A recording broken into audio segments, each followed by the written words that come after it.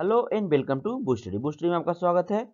आज दिनांक है 28 जुलाई 2021 और 28 जुलाई 2021 के 10 महत्वपूर्ण करंट अफेयर के प्रश्न और उन प्रश्नों के रिलेटेड कुछ महत्वपूर्ण तथ्यों को इस वीडियो में आपके साथ साझा करूंगा। इस वीडियो के आखिरी में हमेशा की तरह कल वाले प्रश्न का आंसर दिया गया है और आज आपके लिए एक नया प्रश्न रखा गया है जिसका आंसर आपको कमेंट बॉक्स में देना है। इस वीडियो के रिलेटेड पीडीएफ को आप आसानी से इस टेलीग्राम चैनल पर जाके अवेल कर सकते हैं।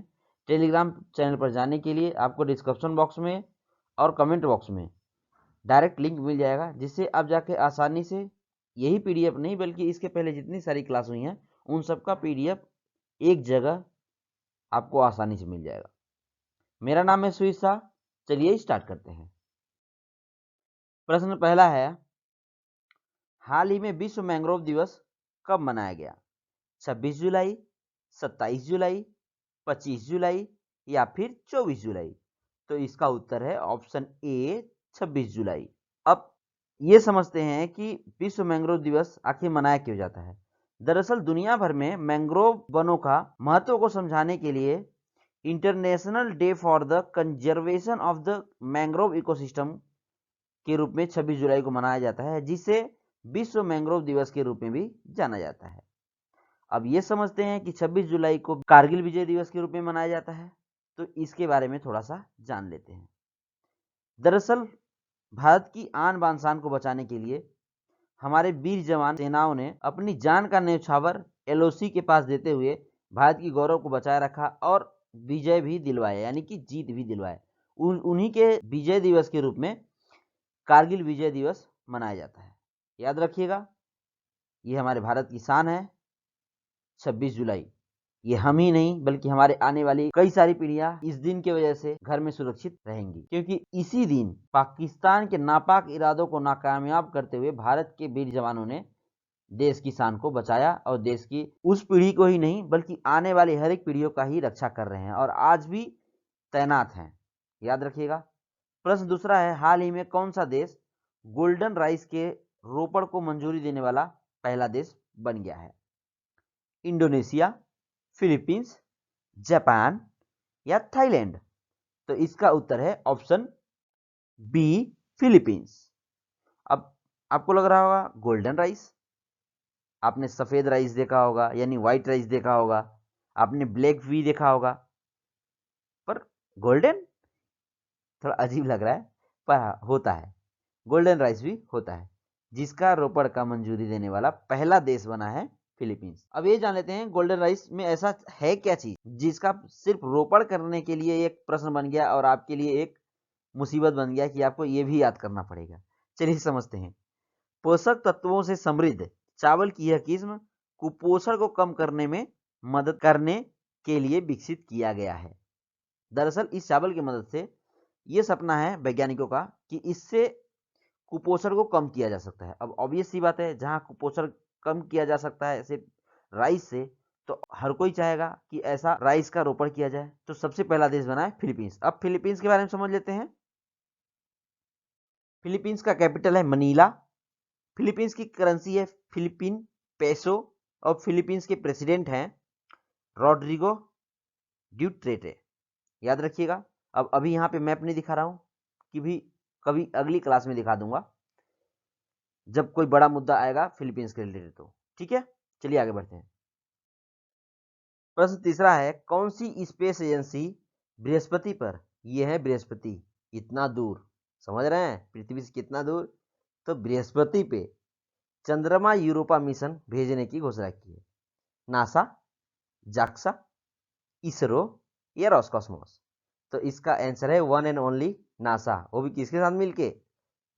स्पेस एक्स के साथ मिलके। वही स्पेस एक्स जिसके संस्थापक हैं एलन मस्क। अरे वही एलन मस्क जो कि एक ट्वीट मात्र से पूरे क्रिप्टो करेंसी मार्केट को हिला के रख देते हैं, कभी ऊपर चढ़ा देते हैं, कभी नीचे उतार देते हैं। तो अगर आप भी क्रिप्टो करेंसी में थोड़ा बहुत पैसा लगाए होंगे तो आप टच में रहिए एलन मस्क के, ठीक है, आपका भी फायदा हो जाएगा। पर ये सब कहने की बातें हैं। देखिए, ये सब इलीगल है, भारत में भी क्रिप्टो करेंसी पे बैन है, तो आप लोग ऐसे काम न मत कीजिए, रेगुलेशन का ध्यान रखिए, ठीक है। अब समझते हैं कि नासा कहाँ का है। ये है यूनाइटेड स्टेट की अंतरिक्ष एजेंसी। जिस तरह अपने यहाँ इसरो है ना, वैसे ही नासा है यूनाइटेड स्टेट में। और जाक्सा कहाँ की है? जाक्सा है जापान की। और रोस्कॉसमॉस ये है रसिया की। ठीक है, अब नासा के बारे में देख लेते हैं। नासा का स्थापना हुआ था 1 अक्टूबर 1958 को, और इसके प्रशासक हैं यानी कि इसके हेड जो हैं बिल नेल्सन है, और इसका मुख्यालय है वाशिंगटन डीसी में। ठीक है, अब स्पेस एक्स का तो पता ही चल चुका आपको, संस्थापक और सीईओ एक ही आदमी है, एलन मस्क। और इसका स्थापना हुआ था 2002 में, और कैलिफोर्निया शहर में, यानी यूनाइटेड स्टेट के कैलिफोर्निया शहर में हुआ था। ठीक है, चलिए आगे बढ़ते हैं।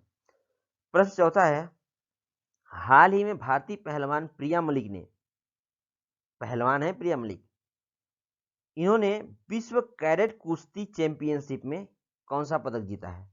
गोल्ड, कांस्य, रजत या ऊपर के सब? तो इसका आंसर है ऑप्शन ए। अब देख लो भाई, गोल्ड आ गया, छोरी ने गोल्ड ला दिया।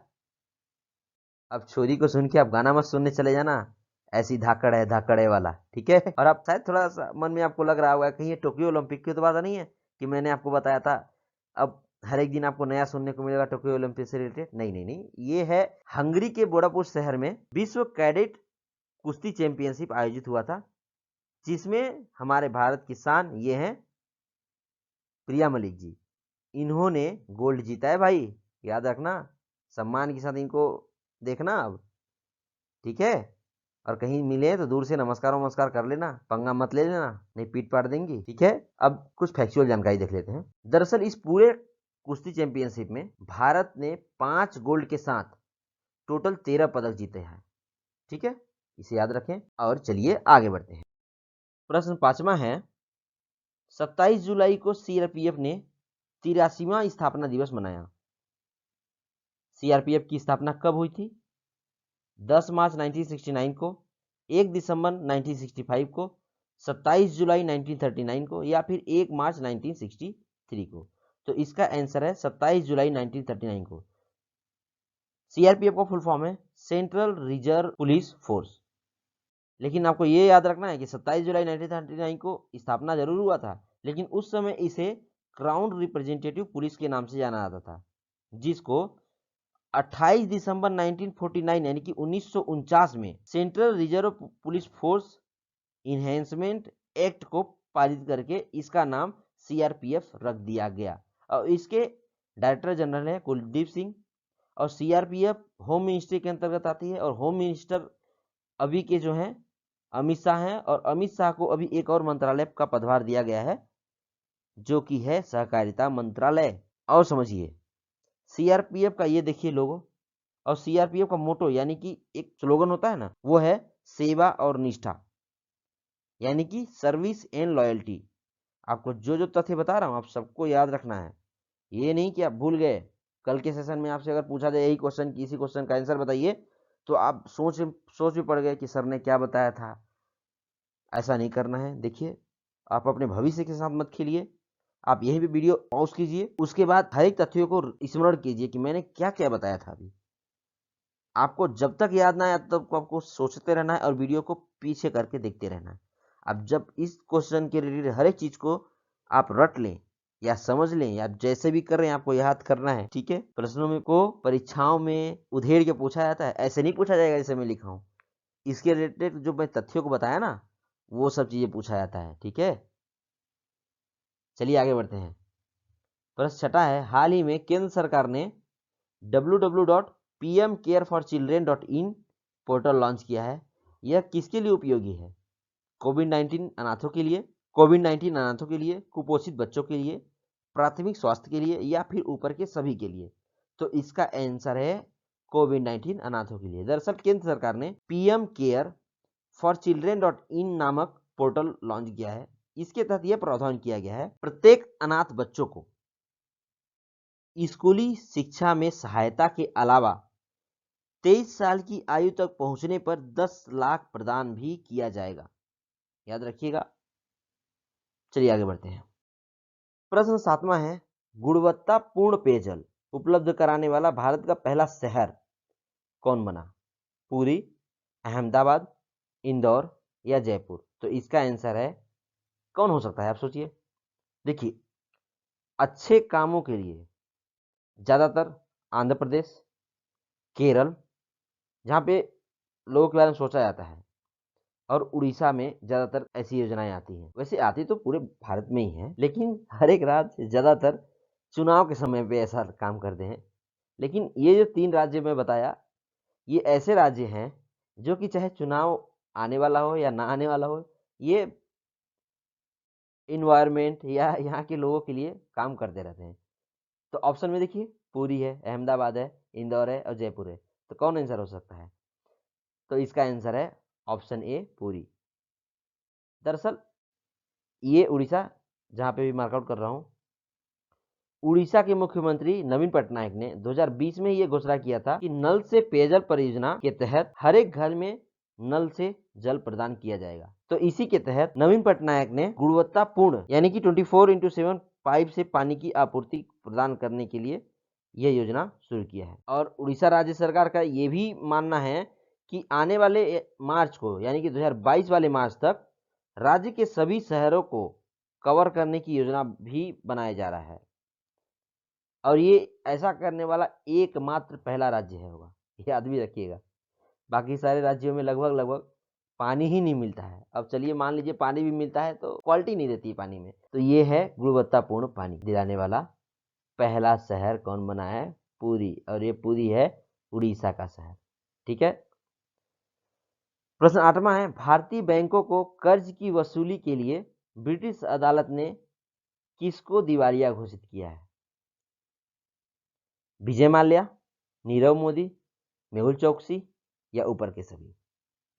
तो इसका आंसर है ऑप्शन ए, विजय माल्या। ऐसे लोगों के बारे में बात तो नहीं करनी चाहिए, लेकिन इनका भी अलग ही धंधा है। भारत के बैंकों से कर्ज लो और कर्ज को ले देके रफू चक्कर हो जाओ। किसी ऐसे देश में चले जाओ जहां से आप आसानी से इंडिया में नहीं आ सकते, मतलब कि वहां की सरकार आपको आसानी से इंडिया में नहीं भेजेगी, और भेजेगी भी तो बहुत लंबा प्रोसीजर के बाद भेजेगी। अब यहाँ पे इन्होंने ऐसा कर दिया कि ब्रिटिश अदालत से अपने आप को दिवालिया घोषित करवा दिया है। यानी अब इनका लेंगे ही क्या?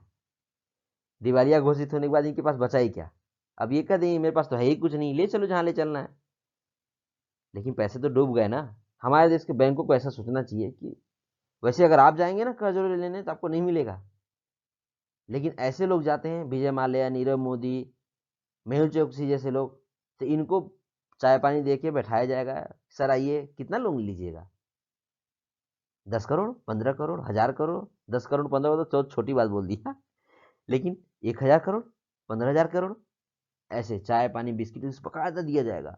और आप जाएंगे तो ऐसे भगाया जाएगा जैसे अब हो गया। चलिए, टिप्पणी करना गलत बात है। तो फिलहाल प्रश्न का आंसर है विजय माल्या। चलिए आगे बढ़ते हैं। प्रश्न 9वां है, 25 जुलाई को रूसी नौसेना के 325वां नौसेना दिवस मनाया गया। तो इस समारोह में किस भारतीय युद्धपोत ने भाग लिया? INS Tanwar, INS Vikramaditya, INS Vikrant, INS Rajput. तो इसका आंसर है ऑप्शन फर्स्ट, INS तंवर। चलिए आगे बढ़ते हैं। प्रश्न 10वां है, बीसीसीआई ने IPL 2021 की कार्यक्रम की घोषणा कर दी। यह किस देश में होगा? UAE, इंग्लैंड, ब्राजील या इंडोनेशिया? तो इसका आंसर है ये लोकेशन। आप लोकेशन पे टिक कर रहा हूं, आपको याद होगा तो आप जरूर बताएंगे ये कौन से देश का लोकेशन है। यूनाइटेड अरब एमिरेट्स, जिसकी कैपिटल है यानी राजधानी है आबू धाबी, और इसका करेंसी है दिरहम, और इसके राष्ट्रपति हैं खलीफा बिन जायद अल निहा। दरअसल ये बीसीसीआई ने IPL का 14वां सीजन को मई 2021 में कोविड-19 के वजह से स्थगित कर दिया था, जिसको अब दुबई में आयोजित करा जाना तय हुआ है। और ये कब से शुरू हो रहा है? 19 सितंबर से। और किसके किसके साथ खेला जाएगा? चेन्नई खेलेगी मुंबई इंडियंस के साथ, यानी कि चेन्नई सुपर किंग और मुंबई इंडियंस के बीच मैच फिर से शुरू होगा। तो आप लोग IPL मत देखने बैठ जाइएगा कि नहीं अब तो घोषणा हो गया है, अब IPL ही देखना है। पढ़ लिख लो, नौकरी रहेगी, पैसा रहेगा, तो आप आराम से करते रहिए, जिंदगी भर करते रहिए, पूरा जिंदगी बचा हुआ है। अभी फिलहाल अपने करियर पे ध्यान दीजिए। और ये रहा आंसर ऑफ स्टडी क्वेश्चन, यानी कि कल वाले प्रश्न का उत्तर। और इसका उत्तर है इंडिया। यानी प्रश्न क्या था, पाइजो इलेक्ट्रिक क्रिस्टल की खोज कौन सा देश किया था? इंडिया ने किया था। चलिए आगे बढ़ते हैं। Now it's your most awaited part of video, यानी कि आपका चहीता वीडियो का भाग, इसका आपने बेसब्री से इंतजार किया हुआ था। और क्वेश्चन के बारे में आपको लिखना ही है कमेंट बॉक्स में, इसमें कोई दो राय की बात नहीं है कि आप लिखिएगा मत लिखिएगा ना। अगर आप चाहते हैं कि आपका आने वाले परीक्षाओं में आप भी किसी लेवल वाले परीक्षा में बैठ के आप निकाल भी सकें, तो इन सारे तथ्यों को याद रखिए। प्रश्नों को तो नॉर्मल हर कोई याद रखता है, लेकिन इससे रिलेटेड जो मैं तथ्यों को बताता हूँ ना, उसको बहुत रेयर लोग ही याद करते हैं, जिनका सिलेक्शन को कोई टाल नहीं पाता है, और वही भी सिलेक्ट भी होते हैं, और वही इतिहास लिखते हैं। तो आपको अगर इतिहास लिखना है अपनी ज़िंदगी का, तो आप हर एक प्रश्न जो भी मैं देता हूँ उसका आंसर लिखने की जरूर कोशिश करें कमेंट बॉक्स में, और भी जितना ज़्यादा से ज़्यादा जानकारी आपको पता होगा ना, उसको याद करते हुए। ठीक है, प्रश्न को पढ़ता हूँ। हाल ही में किसे BCAS के DG पद के लिए चुना गया है?